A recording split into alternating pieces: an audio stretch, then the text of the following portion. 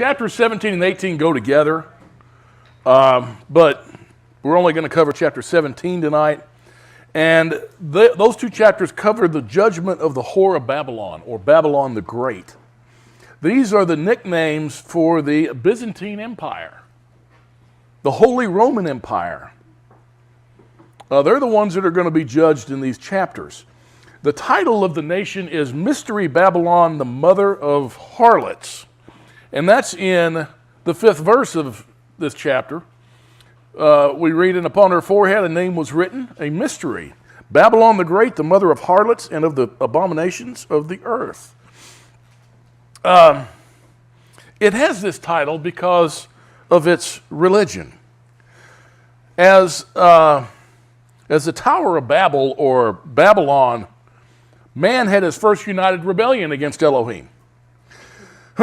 And Babylon was the origin of all false religion that we have today.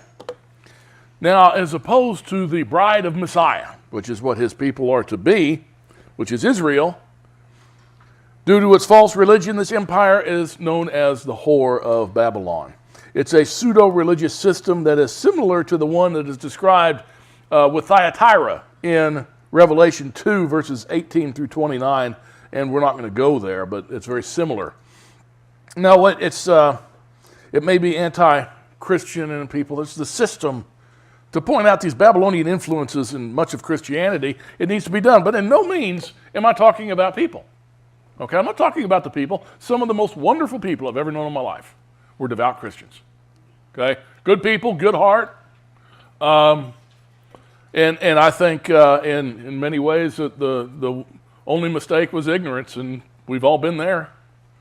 So it's the system this is talking about. We're not talking about wonderful people who have passed, the most saintly people we've ever known, and that's true. I mean, I would agree with that. We're Christians, and we came from that background and learned a lot, and it helped us. However, this system that we're talking about has problems. The title, The Whore of Babylon, the Mother of All Harlots, that's that reference to the religion of the Byzantine Empire, which is the Roman Catholic form of Christianity, as well as her daughters in other denominations. We can examine the Babylonian roots of most of the practices of Catholicism and most other denominations. Now, Easter is not of Christian origin. It means, a lot of people think it points to Ishtar, the fertility goddess, and one from the Babylonian queen of heaven. And that could be, but the worship wasn't really alike with Ishtar and with Easter. However, if you go to Oster, which was a Germanic goddess, a Germanic pagan goddess of the 3rd century, that's her there. Look at those eggs. See, it's all part of it. It was Christianity would take these pagan traditions, embrace them, bring it in, and bring in the people, and then change the names to protect the innocent. The pagan origins of Christmas are well known throughout the world, but are largely ignored. Someone told me, we can rationalize this. They told me that recently. Okay. Okay, you can rationalize it. Can you rationalize it when you read Deuteronomy 12? These are the statutes and the judgments which you shall carefully observe in the land which Yahweh, the Elohim of your fathers, has given you to possess as long as you live on the earth. You shall utterly destroy all the places where the nations whom you shall dispossess serve their gods, on the high mountains and on the hills and under every green tree. You shall tear down their altars and smash their sacred pillars and burn their Asherim with fire. You shall cut down the engraved images of their gods, and you shall obliterate their name from that place. You shall not act like this toward Yahweh, your Elohim. And then the last 4 verses of Deuteronomy 12.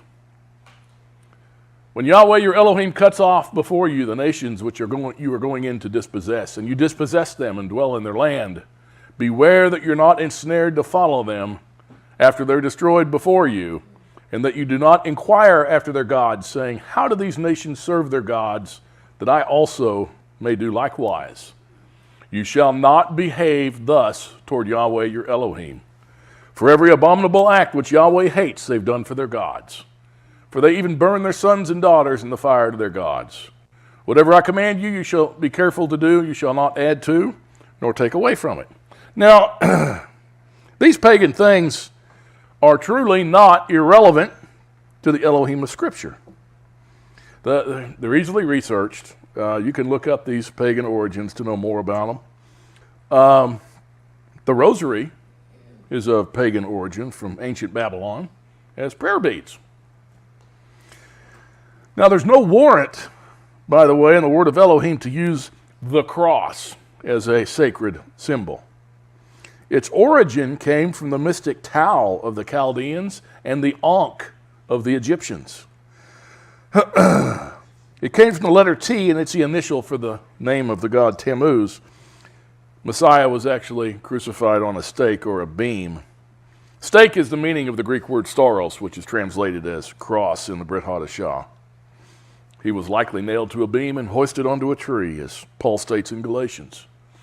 If you look at the ancient art, they do the Ankh thing to you, because they always put this, not always, but oftentimes they put the sun behind Jesus' head, and there you have your Ankh. Yeah. Somebody said they can rationalize it. Yes. Rationalizing and establishing it do not mean the same. Right. Right, that's true. Using censers and burning incense in worship was another abomination that came from the worship of Tammuz. And we just looked into this in Ezekiel 8 just a few weeks ago. Starting at verse 7, we read, Then he brought me to the entrance of the court, and when I looked, behold, a hole in the wall. And he said to me, Son of man, now dig through the wall. So I dug through the wall, and behold, an entrance. And he said to me, Go in and see the wicked abominations that they are committing here. So I entered and looked, behold, every form of creeping things and beasts and detestable things, with all the idols of the house of Israel were carved on the wall all around. And standing in front of them were 70 elders of the house of Israel, with Yezaniah the son of Shaphan standing among them, each man with his censer in his hand, and the fragrance of the cloud of incense rising. Then he said to me, Son of man, do you see what the elders of the house of Israel are committing in the dark? Each man in the room of his carved images, for they say, Yahweh does not see us. Yahweh has forsaken the land. And he said to me, Yet you will see greater abominations which they're committing. Then he brought me to the entrance of the gate of Yahweh's house, which was toward the north, and behold, women were sitting there weeping for Tammuz. And he said to me, Do you see this, son of man? Yet you will see still greater abominations than these. Now, Tammuz, the ancient Babylonian god of vegetation, Tammuz was an ancient nature deity they worshipped in Babylonia. A god of agriculture and flocks, he personified the creative powers of spring. He was loved by the fertility goddess Ishtar, who, according to one legend, was so grief-stricken at his death that she contrived to enter the underworld to get him back. According to another legend, she killed him and later restored him to life. These legends here and his festival, which took place in early spring, commemorated the yearly death and rebirth of vegetation, corresponded to the festivals of the Phoenician and Greek. Adonis was the name. In Phrygian, it was Attis. And Sumerian name of Tammuz was Dumuzi. Now, the reasons for celebrating our major feasts when we do are many and varied. In general, however, it's true that many of them have at least an indirect connection with the pre-Christian or pagan feasts celebrated about the same time of the year. Feasts centering around the harvest, rebirth of the sun at the winter solstice, the renewal of nature in spring, and so on. So they admit it, that comes from Catholic Life for the 90s. Copyright 1988. We talk about this kind of stuff. The fact of the matter is, I'm showing you the Catholic sources. They don't care. Okay, they don't care. Legend has it that Tammuz was killed by a wild boar when he was 40 years old. Hislop points out that 40 days, a day for each year Tammuz had lived on earth, were set aside to weep for Tammuz. In olden times, these 40 days were observed with weeping, fasting, and self-chastisement to gain anew his favor so he would come forth from the underworld and cause spring to begin. This observance was known not only to Babylon, but also among the Phoenicians, Egyptians, Mexicans, and for a time even among the Israelites. That's a book called Babylon, Mystery Religion. Many organizations, perhaps unknowingly, dedicate themselves to worship of the sun and even worshiping on the day of the sun. We can continue that passage in Ezekiel and see how worship of Tammuz was tied into worship of the sun. Going back to Ezekiel 8, starting at verse 16, and then he brought me into the inner court of Yahweh's house.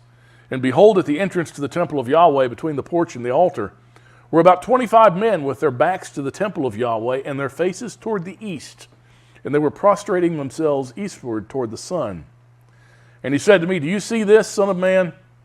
Is it too light a thing for the house of Judah to commit the abominations which they've committed here, that they've filled the land with violence and provoked me repeatedly? For behold, they are putting the twig to the nose. Therefore I indeed shall deal in wrath. My eye will have no pity, nor shall I spare. And though they cry in my ears with a loud voice, yet I shall not listen to them. The title the Roman Church gives to Mary is Queen of Heaven. Ancient Babylon used that title to describe the mother of Tammuz 500 years earlier, before Messiah.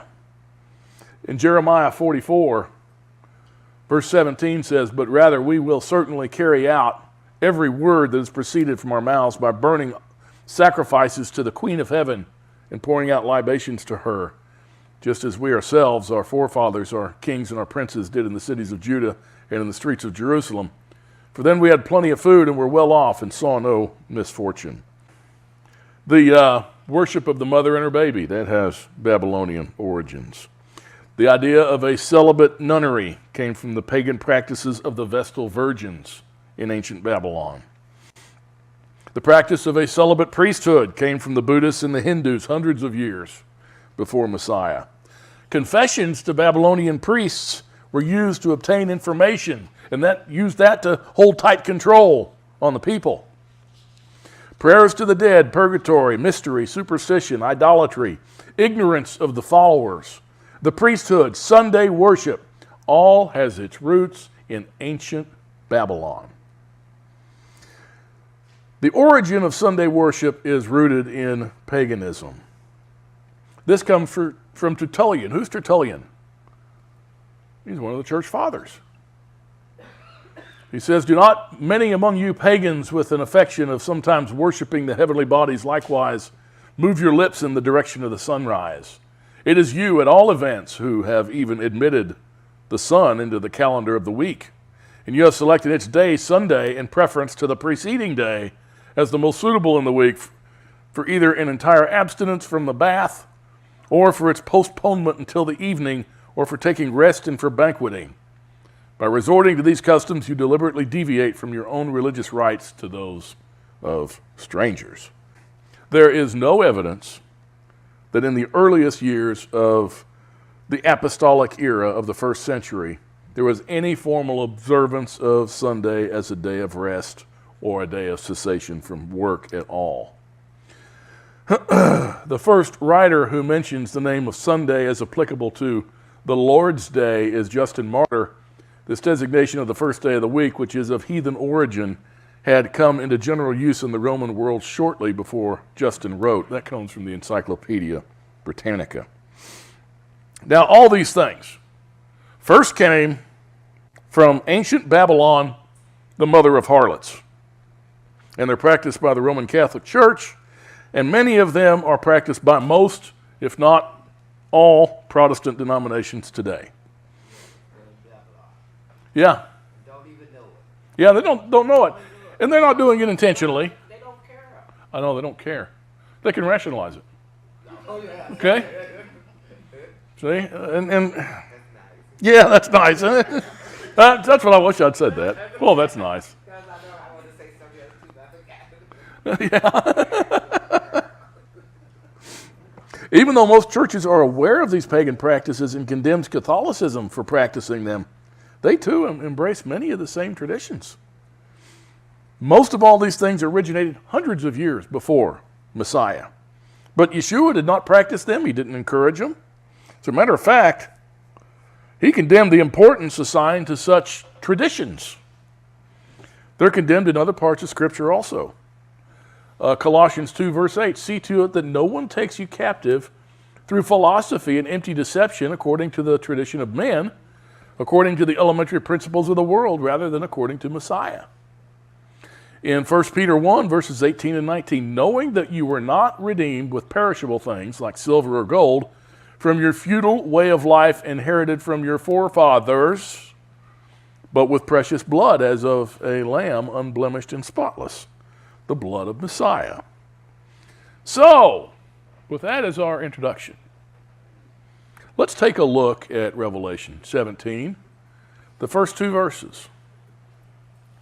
And one of the 7 angels who had the 7 bowls came and spoke with me, saying, come here, I shall show you the judgment of the great harlot who sits on many waters, with whom the kings of the earth committed acts of immorality, and those who dwell on the earth were made drunk with the wine of her immorality. We're told several things about the harlot. One, it says she sits upon many waters. And the many waters that she controls, sits upon, means that she controls many peoples, nations, and tongues. Down in verse 15, which we'll get to in a few minutes, we read, and he said to me, the waters which you saw where the harlot sits are peoples and multitudes and nations and tongues. And it says, with whom the kings of the earth commit fornication.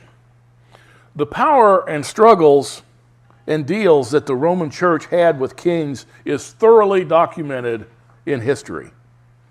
The popes in history often claim control of the countries with the threat of keeping the royalty and the citizens out of heaven by excommunication.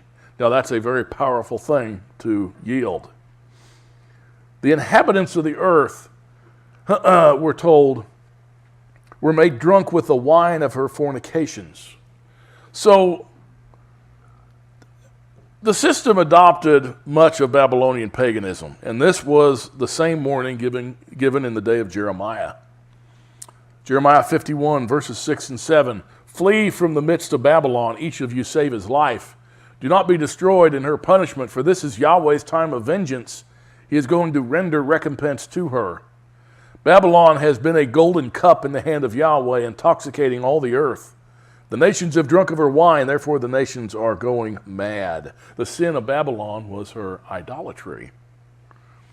Jeremiah 51, verses 47 and 48, therefore behold, days are coming when I shall punish the idols of Babylon, and her whole land will be put to shame, and all her slain will fall in her midst. Then heaven and earth and all that is in them will shout for joy over Babylon, for the destroyers will come to her from the north, declares Yahweh. So really, it's the institutions themselves of Christianity that have made the people drunk with this wine of fornication. And they're confused with the idolatry, the pagan tradition, and claims of being the only way to Elohim. The reason the judgment of the whore of Babylon is included in this section of Scripture is because the Byzantine Empire controlled Jerusalem for a period of less than 200 years. Keep in mind that the sealed book in Revelation 5 and 6 that's a title deed to the land of Israel. Since the Byzantine Empire reigned over Israel for 188 years, they're included in Revelation. And their anti-Semitic actions were performed in Jerusalem also. We read in Jeremiah 51, verse 24, but I'll repay Babylon and all the inhabitants of Chaldea for all their evil which they've done in Zion before your eyes, declares Yahweh. Now let's go back to Revelation 17, verse 3. And he carried me away in the spirit into a wilderness. I saw a woman sitting on a scarlet beast, full of blasphemous names and having 7 heads and 10 horns. Now the beast is a Muslim empire, as described in Revelation 13. The Byzantine Empire had a relationship with the Muslim Empire in the First Crusade. Guess who they were hunting? originally. Both the Byzantines and Islam. The Jews. They were both intent on destroying the Jewish people. It's well known how the Muslims have hunted down the Jewish people to kill them. But here's some examples of the Holy Roman Empire doing the same thing. In 1096, the spring, over 1/4 of the Jewish population of Germany and northern France were killed during the First Crusade, mostly during the months of April and June. In May of 1096, in Germany, Count Emico entered Mayence. Approximately 1,200 Jews took refuge in the episcopal palace, and seeing no other escape from forced conversion, chose suicide using ritual slaughter knives. Each family had killed his wife and children, with the leaders killing themselves last. The idea of suicide, normally abhorrent, was considered acceptable or even preferable under these circumstances. One Jew by the name of Isaac, his 2 daughters, and a friend called Uriah allowed themselves to be baptized. Within a few weeks, Isaac, who was remorseful of his act, killed his daughters and burned his own house. He and Uriah went to the local synagogue, locked themselves in, and burned it down. A large part of the city was destroyed. In June of 1096, massacre of the Jewish population. This was the second massacre at Xanten in a month. 50 Jews died. At Eller, 5 Jewish community leaders were assigned the task by the community of killing all the members, and then themselves, rather than suffer at the hands of the Crusaders. Out of a community of 300, only 4 remained badly wounded. 1096 in Rouen, Normandy, France, massacre of Jews under the rule of William the Conqueror's sons. As a consequence, more Jews decided to move to England. In July of 1099, they entered Jerusalem, drove all the Jews into a synagogue, and set them afire while he marched around the synagogue singing, "Christ, we adore thee." This marked the end of Jerusalem as a Jewish center for centuries, although Jews did return in limited numbers after the Muslim reconquest in 1187. It's estimated that between 20,000 and 30,000 Jews were massacred or captured or sold as slaves in Italy. This came from jewishhistory.org.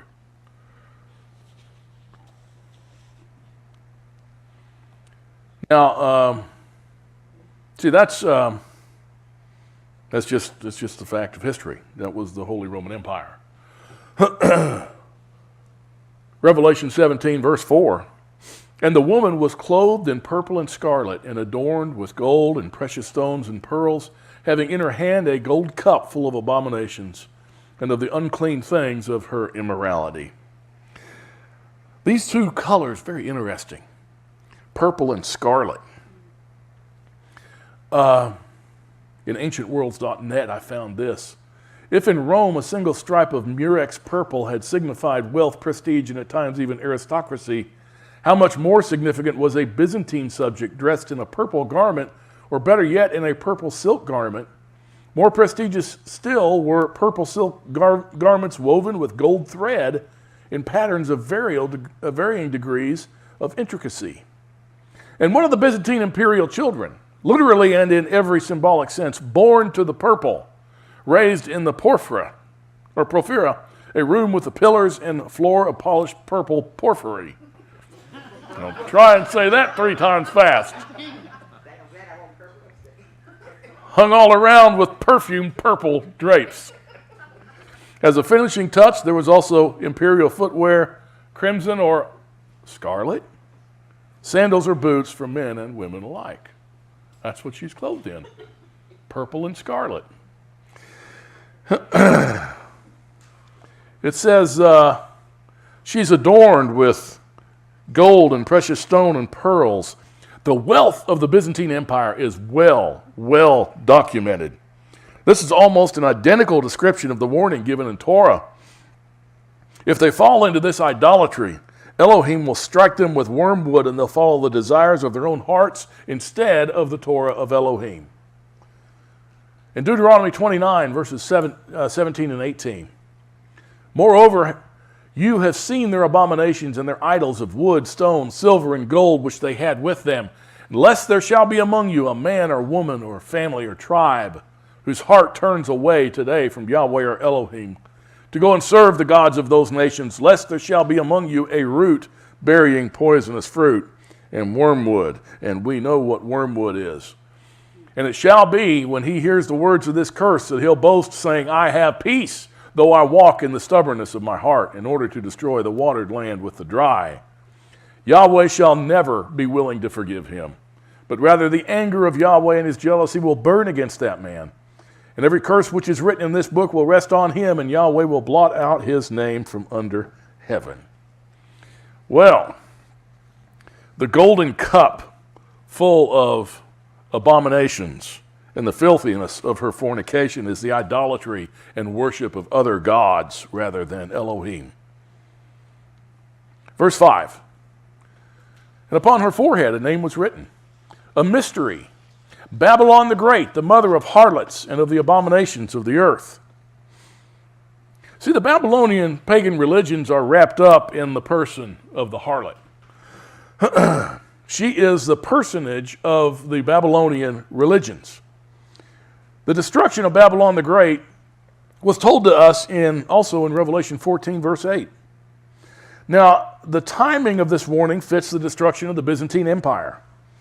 In Revelation 14, verses 8 through 10, we read, and another angel, a second one, followed, saying, Fallen, fallen is Babylon the Great, she who has made all the nations drink of the wine of the passion of her immorality.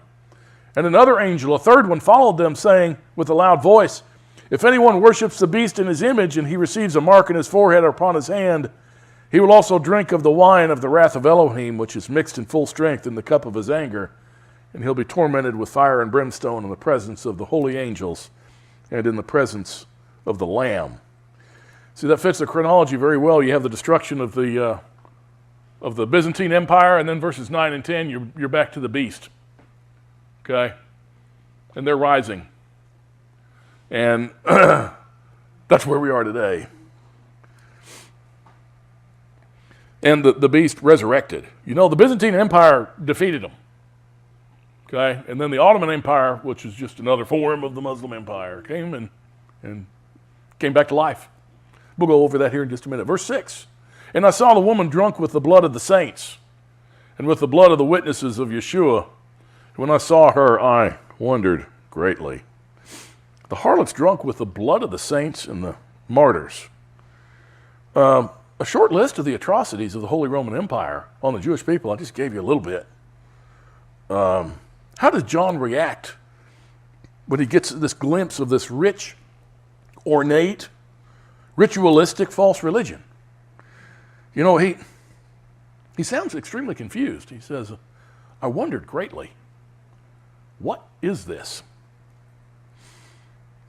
He couldn't believe his eyes. Verse 7. And the angel said to me, why do you wonder? I shall tell you the mystery of the woman and of the beast that carries her, which has the 7 heads and the 10 horns.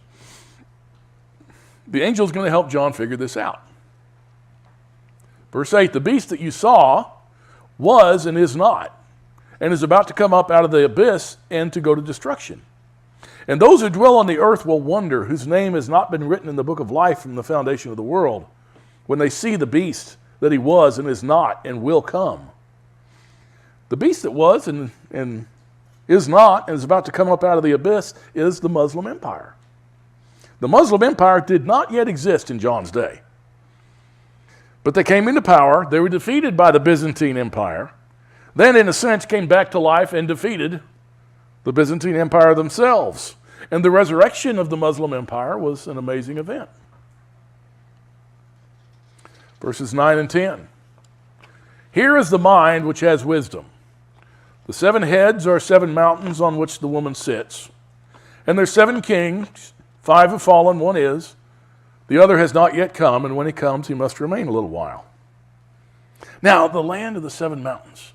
So many people thought, well, that's Rome. Okay, well, that's Rome. It's called the land of the 7 mountains. Well, that's not what they're talking about here. We're told the 7 heads of the beast are 2 things. The 7 mountains upon which the woman sits and 7 kings. 5 have fallen, 1 is, the other has not yet come. The land of the 7 hills upon which the woman sits is now Istanbul, but it used to be Constantinople. Is- Istanbul. Constantinople. What was the capital of the Byzantine Empire? Constantinople. What is it now? Istanbul. It's nicknamed the city on the, guess how many hills? I'll give you 3 guesses. Oh, very good. We have a winner. Because the historic peninsula, which is the oldest part, was built on 7 hills, also represented with 7 mosques, one atop each hill. Interesting. Constantinople was the capital of the Byzantine Empire and was the location where the Crusades started at about 1095. The 7 kings, or kingdoms referred to, consist of the following: the Egyptian Empire, the Assyrian Empire, the Babylonian Empire, the Persian Mede Empire, the Greek Empire, and then in John's day, the Roman Empire, which is the one is. Okay? And then the one that has not yet come is the Muslim Empire. It's here today and has remained a while. Any questions so far? Verse 11, and the beast which was and is not is himself also an 8th and is one of the 7, and he goes to destruction. You know, this is strange wording, unless you look at this as the Muslim Empire. The Muslim Empire was, then it was defeated by the Byzantine Empire, then it came back to life and destroyed the Byzantine Empire. It was one of the 7, but it was actually an 8th because it came back to life. Was resurrected. Verse 12, and the 10 horns which you saw are 10 kings who have not yet received a kingdom, but they receive authority as kings with the beast for 1 hour. The heart of the Muslim Empire is the 10 horns, which are the origin of the Arab people, which we went over that. That's in Psalm 83. At the time, the horns existed, but they weren't a kingdom. There were 10 peoples that wanted to destroy Israel. 10 separate peoples listed in Psalm 83. But they were nothing, and they all ended up being absorbed by the Arab people. And they didn't get power until this little horn pops up. Now, who was that little horn again? That was Muhammad. Then he made the Arab people a strong and deadly people. But at that time, the 10 horns existed, but they didn't have a kingdom in the time of John. That's why the 10 horns of the beast originally didn't have diadems, didn't have crowns on, because they weren't kings yet. The 10 horns didn't have kings until the beast was given power later. In Revelation 13, the first 3 verses, and he stood on the sand of the seashore, and I saw a beast coming up out of the sea, having 10 horns and 7 heads, and on his horns were 10 diadems, and on his heads were blasphemous names. And the beast which I saw was like a leopard, his feet were like those of a bear, his mouth was like the mouth of a lion. The dragon gave him his power and his throne and great authority. And I saw one of his heads as if it had been slain, and his fatal wound was healed, and the whole earth was amazed and followed after the beast. Well, that's what we're talking about. It's the Byzantine Empire again. They did slay the beast, and then the beast came back to life. And the whole earth was amazed. And it's talking about the whole earth. Naturally, when we're talking in Scripture, we're talking about that part of the earth, okay? We're not talking about the Inuit in Alaska and the people in Australia that are running from snakes. And we're not talking about every single person like that. You're talking about that area in the Middle East. Look at verse 13. They have one purpose, and they give their power and authority to the beast. The 10 kings give full authority to the Muslim Empire. They have one purpose. What's the one purpose? Kill, you're close. Yeah, close. Sharia law for the world. Everyone to be under Allah. Yeah, convert. The infidel is the Jew and those who follow Yeshua as Messiah, also Christians. Anyone who's not a Muslim is an infidel. And I mentioned to you before what the infidel really is. It's the Arabic word is kafir. Okay? And a kafir, infidel is not really a good translation. The kafir is someone who is not a Muslim, and here's how you're viewed. as a non-Muslim. This is how you're viewed, just for your information. Look, this is as Islam teaches. You kafirs out there know that the Quran is the word of Allah and that Allah is the one true God and Muhammad is his prophet. But you are lying and deceiving to the rest of the world by claiming that he's not, even though you know better. Therefore, you deserve to die. Okay? That's how they look at you. For your information. That's how it's taught in Islam. And they have one purpose.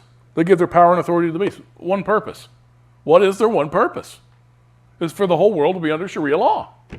That's it. For everyone to be under Allah. That's their one purpose. Verse 14. They'll wage war against the Lamb, and the Lamb will overcome them because he is the Master of masters and King of kings. And those who are with him are the called and chosen and faithful. The Byzantine Empire made war with the Muslim Empire, and they won, but only for a little while. The Muslim Empire rose in the form of the Ottoman Empire and later destroyed the Byzantine Empire in 1453 AD. Verse 15, and he said to me, the waters which you saw where the harlot sits are peoples and multitudes and nations and tongues. The beast was executing the purpose of Elohim by destroying the Byzantine Empire.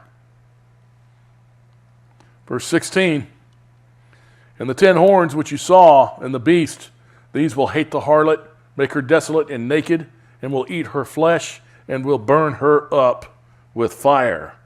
The Byzantine Empire, we're going to read about it next week. How do you think they destroyed Constantinople? Fire. Just like he says here. We're going to see the defeat of the beast in chapter 19. That we haven't gotten to that yet. Now, when we see the waters which you saw where the harlot sits, peoples and multitudes, nations and tongues. You know, the Catholic Church, what's the term Catholic mean? Universal. Worldwide. Yes. Verse 17. For Elohim has put it in their hearts to execute his purpose by having a common purpose and by giving their kingdom to the beast until the words of Elohim should be fulfilled. So, you see, Elohim, this is his purpose for them, was for them to destroy this Byzantine Empire. Verse 18, and the woman whom you saw is the great city which reigns over the kings of the earth. The woman is the great city, Babylon. That was in the second verse of chapter 18. And he cried with a mighty voice, saying, fallen, fallen is Babylon the great. She's become a dwelling place of demons and a prison of every unclean spirit and a prison of every unclean and hateful bird. Now, Yeshua gives a warning against this great city. He tells us that in history, in our day and in the future, we're not going to be able to reform this system, this belief system in this empire. He warns those that are involved in it to get out. Not to try and change it, but to flee from it.